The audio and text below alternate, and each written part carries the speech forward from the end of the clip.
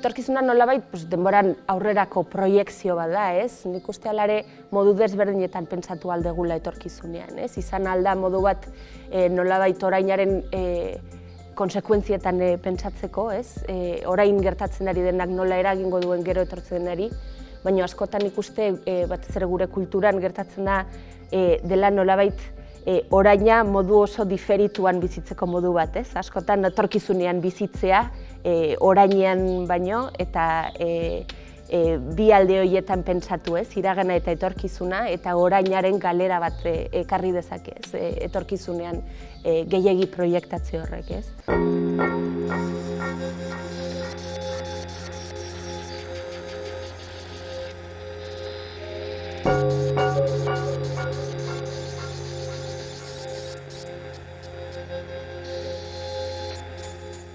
Niretzat, etorkizuna entzuten dudanean bakarrik hitza, da ez dakit konstante bat. Ez delako, bai, alde batetik edo bestetik hitz egiten dugu, asko hitz egiten dugun gai bat da. Baina ez denez nire bizitzan egunerokotasunen identifikatzen dudan hitz bat edo kontzeptu bat. Ez dakit konstante bat, eta nik lotzen dut ziurgabetasunarekin, eta hori, ez jakintasunarekin. Bai, zalantzari, nire apur bat berdin, baina bai, datorkit burura heldutasunaren kontzeptua eta bebi sistemaren barruan zer suposatzen duen pertsonaldu bat izatea, ze bizi proiektu garatu behar duzu, porque egia da ziurgabetasun batetik egiten dugula, baina bai daudela gauza batzuk oso markatuta eta bide bat dela bur bat zota kabaio horrei eta hortik tiratuko du zure bizitza sistemaren barruan bizirauteko eta apur bat gurpilaren beste zati bat izateko. Bai, nik pertsonalki justo heldutasunarekin bai ditut zalantzak, uste dudalako banaiz pixkat eudonista eta bai da ez, momentua eta gero pixkat etorkizunari begira sartzen zait angustia edo beldur hori. Eta horregatik bai uste dut, heldutasunarekin daukagula puntu bat oso barneratuta daukaguna ez, heldu egitearen kontzeptu hori, baina uste dut ere batzutan utzi behar dugula albo batera. Ez dakit jebia, ez dakit oso gogorra den horrela esatea, baina gertatuko dena, ez? Eta ez dakigu ere gertatzen denean ze erantzun eman daukagulako ideia hori denbora osoan buruan bueltak ematen. Bai, nik uste gertatuko den horrek bai elikatu dela apur bat nire antsiedade sentimendu hori edo ez, eta egia da askotan ansiedade hori bizitzu dela apur bat modu individualean, baina bai askotan ansiedade horrek daukala eragina gainerakoengan edo ez duela etorkizuna bakarrik irudikatzen zentzu batean non egongo naizen ni, baizik eta orokorrean non egongo naizen ni nire ingurukoekin edo nola egongo naizen ni nire ingurukoekin edo apur bat ansiedade horrekin, baina igual abia puntua da ni, nola egongo naizen ni, baina apur bat kolektibizatuta. Eta bai baita noruntz enfokatzen duzun, niri ez dit berdina transmititzen pentsatzea nola egongo naizen ni 20 urtetan edo nola egongo garen mundu bezala edo Euskal Herri bezala edo 20 urtetan.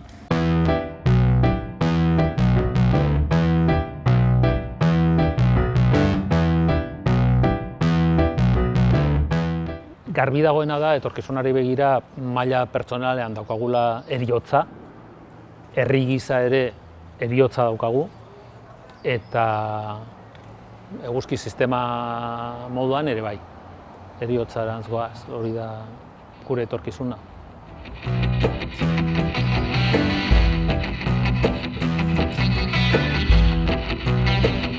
Etorkizuna da konstantea, porque 80 urte dituzunean bai izango dutuzu etorkizun bat, motzagoa edo luzeagoa, baina etorkizun bat dago. Baina irudikatzen dut etorkizuna soli zure bizitza formalizatzen edo estabilizatzen den une horretara ailegatzeko bidea. Eta gainera justo etapa hori, 20 urtetik 30 urtera hartzen dituzu, eta badirudi hor hartzen dituzun erabakiak mugatuko eta biratuko dutela zure bizitza guztiz, eta hortik hiltzen zaren arte izango duzula bizi proiektu bat guztiz markatua eta oso zure baitan, ez? Azkenean hasiko zara zure etxea izaten, zure familia izaten, zure bikotea izaten, zure lana izaten, eta horrek bai beldurtzen hau asko, zelan individualismo horretara ez jotzea oso zaila dela, porque gaur egun bai izango nuke nire bizi eredua edo oso kolektiboa dela eta esparru asko ditutu nire bizitzen zinetan bai, kolektibotik eraikitzen duguna. Baina gero hori, heldutasun horretik da dena oso individuala eta horrek bai beldurtzen nau. Eta gero evidentemente hartu behar dituen erabaki guzti horiek hartzea. Bai, hartuta esan duzun nire bat. Bai, ematen duela, edo nire egiten zaidala, hartzen dugula epe hori, ez dakit 18-22 urte, ematen duela hartzen ditugula bizitzako erabaki guztiak eta ez dakit, hortik erora bakarrik egin behar duguna da bizi erabakiek ekarri dituzten ondorioak asumitzen edo lokesea.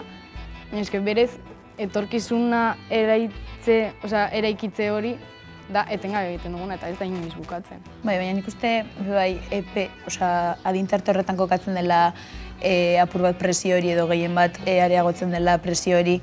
Jaiotzen garenetik herritarra gara, baina egia da txikitan erabakiak hartzeko aukera hori mugatzen dela edo oso mugatua dela eta ez dela asistitzen proiektu parte hartzaileak non aurrak pilotoak diren, ez dakit, ahotsa izango duten, ahots propia izango duten, naiz eta atzetik akonpainamendu lan hori egingo duten helduek. Orduan pasatzen gara etapa batetik non igual erabaki gutxi hartze ditugun edo ez den direktamente erabakirik hartzen eta bat batean sartzen gara etapa batean non momentu batetik bestera hartu behar ditugun 11.000 erabaki. Ateratzen zara unitik eta zer egingo duzu master bat edo lan egin, dago dena oso bideratuta.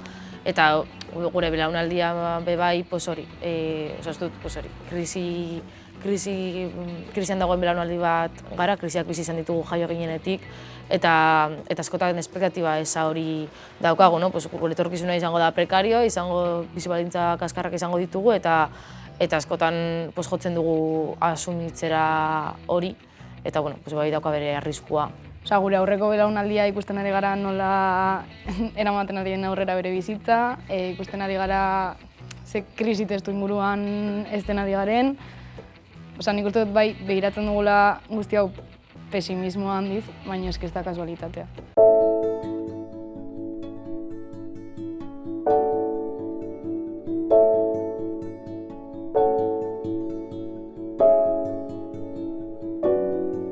Nik daukat oso asumituta ezingo naizela bizi nire herrian, nire herriak dauka etxebizitzaren presiorik altuena, eta horrek bebai suposatzen du apur bat, igual hasiera batean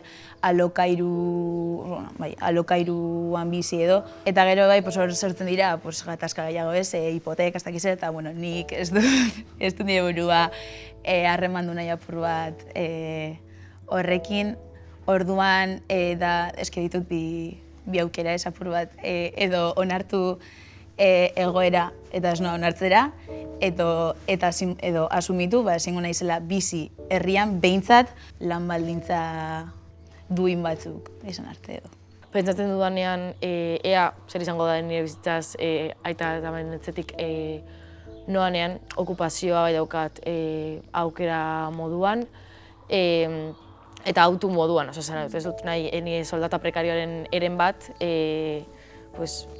alkilerrean utzi, eta bai ez dut beste proiektu bat eraiki aldela beste jende batetik, kolektibotik eta lagunekin, edo egin ez dira lagunak, baina... Nik bai daukat oso presente gogo hori eta bai joango nizela etxetik, aurreko urtean hasi ginen pixka proiektu bat sortzen herrian etxe bizitzat lortzeko lagun batzuekin.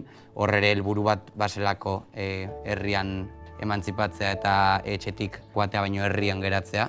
Lagun batzuk elkartzea baserri batean, hortutik elikagaiak jasotzea, oiloak izatea arrautzak izateko, eta gero ere bai, pixkat kolektibotik eta denon parte hartzetik ardurak banatzea, etxea mantentzea, elkarbizitza osasuntsu bat, balore batzuetan oinarrituta dagoena aurrera eramatea, eta hori guztia gauzatzea edo aurrera eramatea.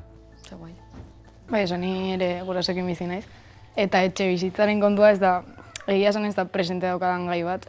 Nire etxean ez dago bat ere presiorik hori etxetik ateratzeko, gure arteko harremana oso ona da, eta bai etorkizunera begira, autu hori egingo nukela, hori autonomia edo buru jabetza lortzeko, nirea, baino ez da bat ere presente daukadan gai bat, egia esan. Eta ikusten dut, ez dakit, ikusten dut oso urrun ikusten dut gauza bat bezala, eta berez, ez da horrela izan behar, baino, ez dakit. Uste dut, beste pertsona bati gertatuko zaion gauza bat.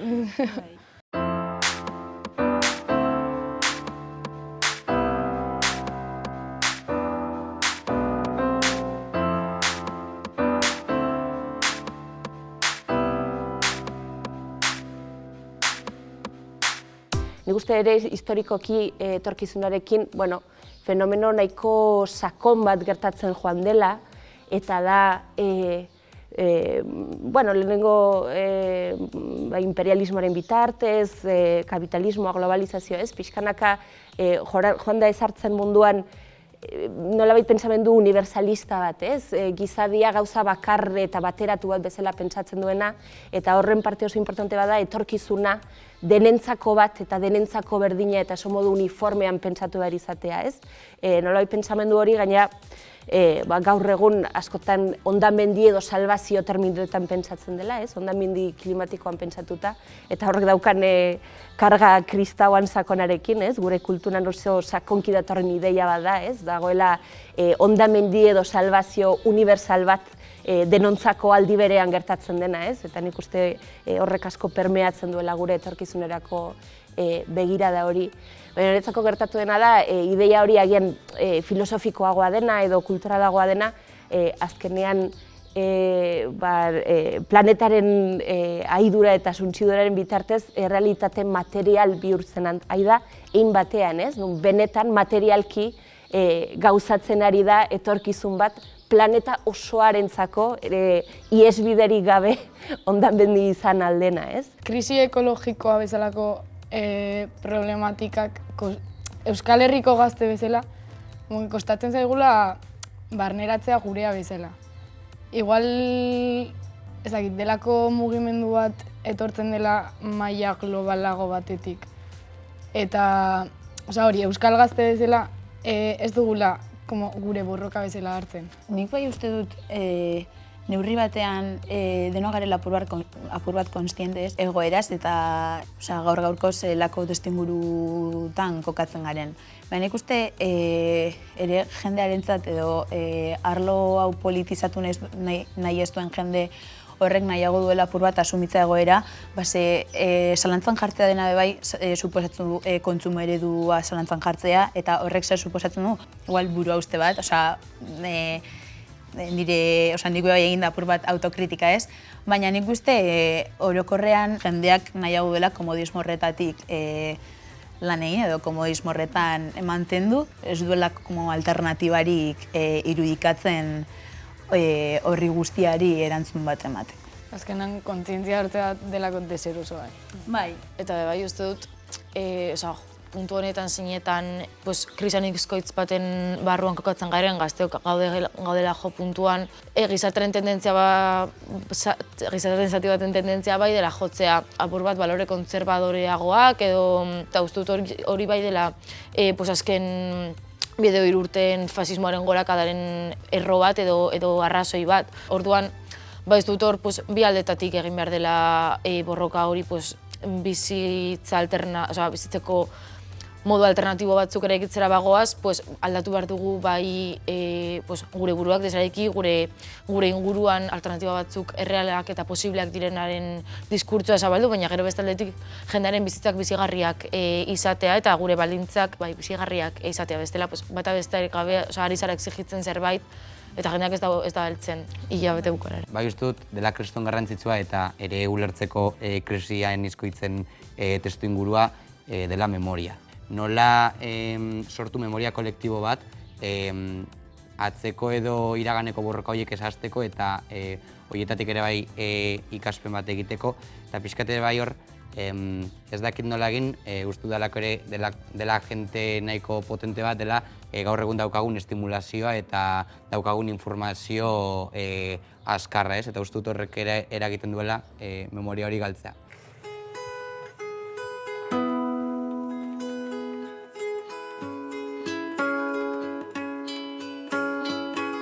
monistak eta materialistak direnen eta dualistak direnen arteko eztabaida filosofiko sakona piztu du adimen artifizialak. Monista materialistek uste dute gu funtsean materia garenez, gure pentsamendua ezin denez bereizi burmuinetik, denbora garrenean lortuko dugula oinarri neuronal bat gizakiaren burmuinaren identikoa. Eta horrek izango du pentsatu, eta oinarri neuronal hori izango da inorganikoa, ez da izango biologikoa, izango da berra siliziozkoa edo, baina orain arte pentsatzen genuen eternitatea zela erlijioen promesa bat, baina Ray Kurzweil eta beste aditu batzuk pentsatzen dute burmuin hoiekin lortuko dugula nolabaiteko eternitatea, ze ez da gauza biologikoak bezala sartuko eta hilko. Hor geldituko da betirako. Eta atzutan ere beldurra ematen duen, nik uste dut ere bai pertsonalki ez dizkidala buelta asko ematen hori. Sortzen dialako pixkat ere, ez dakit. Nire ustez, bai ebidentea da makinek izango dut, gero eta presentago egongo direla, baina makinek ez dituzte langileak ordezkatuko kapitalismoak behar duela langileon lan indarren truke hori eta gure plusbalia behar duk biziraupenerako. Eta bebai berretu langileak soldata bat izateko, gero soldata horrekin kontsumitzeko eta, esan dut, kapitalismoen gurpila ez du funtzionatzen langile produktiboak ez badaude. Nik uste igual guztiz ordezkatu ez, baina neurri batean bai, eta nik uste ez dugula jo behar ez makina, hori ja supermerkatuetan ja ikusten da ez autopago, eta horrek esan nahi du lanpostuen eunekoa igual murriztuela, eta horrek bai suposatzen du langabezia tasak egitea gora. Iraultza bat datorren bakoitzean, milaka eta milaka lanpostu galtzen dira, gero denbora behar da berriak sortzeko, eta baina zer egin behar du estatuak, ezer gertatuko ez balitz bezala, beste alde batera begiratu, edo babestu nolabait adimen artifizialaren ondorioz sorte txarra izan duten langile hauek. Supermerkatuetan, arropa dendetan, toki askotan makinek betetzen dute guk betetzen genuen funtzioa, baina ez dago, gero datuetan ez dago langabezia tasa asko handiago. En plan, ez dago como zerbait nabarmenak edigaz, ostras, jende hori egongo da beste zerbaitetan lanean. Gaur-gaurkoz, baina gerora begira, bai, nire ustez bai, nik uste baiet. Hor, nire zalantza edo gertatzen bada, ez du nahi gertatzea, baina gertatzen bada, demagun ordezkatzen gaituztela ja robotek, gu non kokatzen gara, gu desagertzen gara, eta gu desagertzen bagara, robotak sortuko dituzte.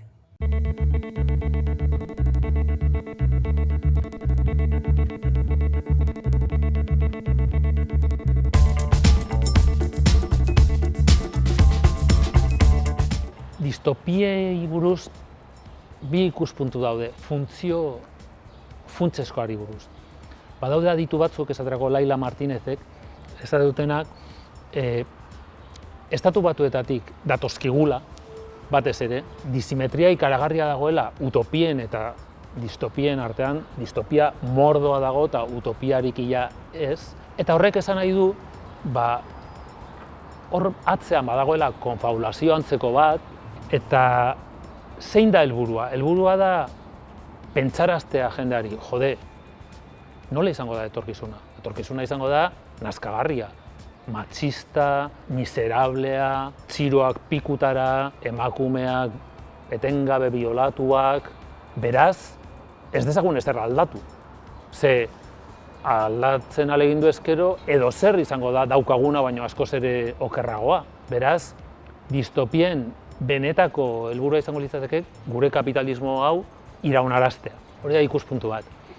Eta beste ikuspuntu bat da, ez baldin badugu zerbait egiten orain daukagun egoerarekin, berehala berandu baino lehen iritsiko gara distopiak pintatzen digun egoerara.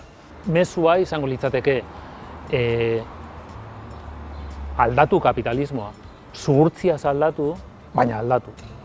Etorri zait burura eta pixkat distopiekin lotzen dudan gauza bat, baina orain dela asko datorren kontzeptu bat da edo sentimendu bat edo egoera bat dela kriston beldurra daukagula amaitzearen fase horri, bai, heriotzari edo amaiera guztiei beldurra diegu eta uste dut badela ere agente bat, distopiaren agente bat, beldur hori asetzeko eta kentzeko egiten den proiektu bat. Uste dut batzutan ere utzi behar ditugula beldurrak pasatzen eta asumitzen eta gauza batzuk amaituko dira. Eta amaiera batzuk dauden momentuan ere hasiera berri batzuk daude. Baina bai uste dut batzutan ari garela gure izatetik, gure zentzu horretatik asko aldentzen. Eta bai da zerbait ez dudala oso urrun bezala bizi.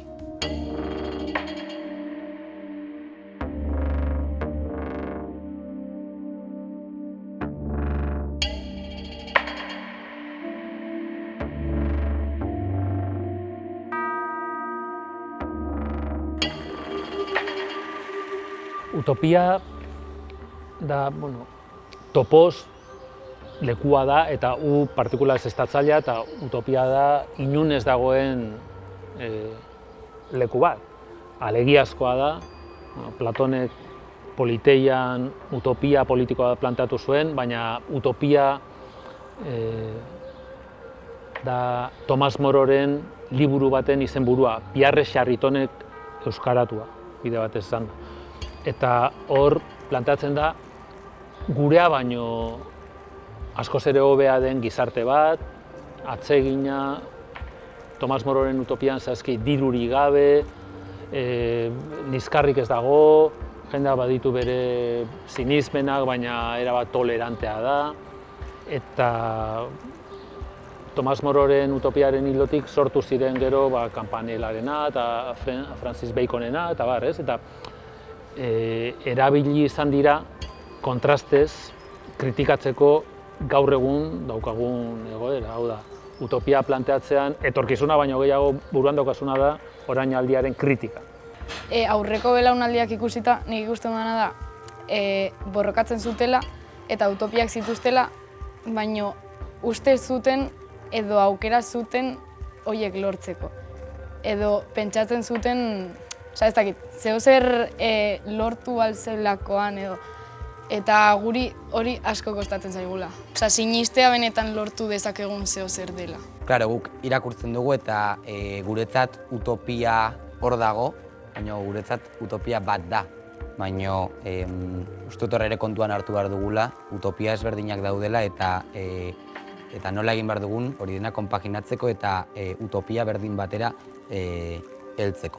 Osea, nik bai uste dut gure utopiaen bidean egiten dugula eta ja, como keinu txikienak ere, no? Zelan harremantzen garen adibidez, pues hori, utopia arlo horretan agian da dominazio sistemarik gabeko harreman sozialak eraikitzea. Eta bagoaz, bide bat egiten eta oso garrantzitsua dela jakitea zer ez dugun nahi. Ari naiz konturatzen, pixkat, ari ginenean lehen hitz egiten etorkizuna beri buruz, gure bizitza proiektuari buruz, gonden pixkat, gehiago urduri beldurtuta, orain ari gara utopietaz hitz egiten eta gaude kriston postasun batekin, hori nahi dugulako ja, eta hori ere bai, ez dakit, esanguratzua dela eta gure usagarrietako bat dela ere bai. Eta badakigulako posible dela, ez dakit utopia, baina bai horretarako bidean, eske badaude, desberdinak eta esaten dugunean, gaurtik eraikitzen dugula, eske egia da, eske eraikitzen dugu gaurtik. Hori ez da, 10 urte barru edo ez dakizen bat urte barru eraikiko egun utopia. Ez que ari gara ja utopia hori eraikitzen. Ematen ditugun aurrera pausoak dira utopia hori lortzera bidean.